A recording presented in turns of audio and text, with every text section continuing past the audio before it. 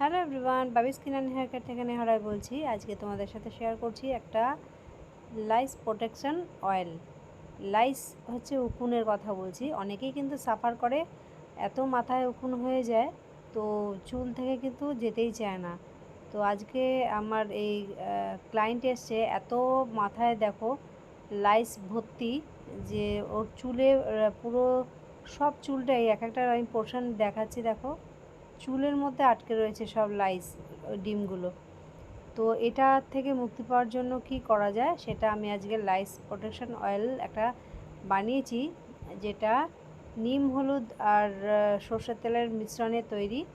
এটা যারা যারা এই রকম সমস্যায় ভুগছো তারা বাড়িতে এই অয়েলটা বাড়িতে বানিয়ে নিও। আর এবং তোমরা চাইলে সপ্তাহে 2 থেকে 3 বার এরম স্ক্যাল্পে মেখে রাত্রেবেলা রেখে দেবে, পরের দিন শ্যাম্পু করবে।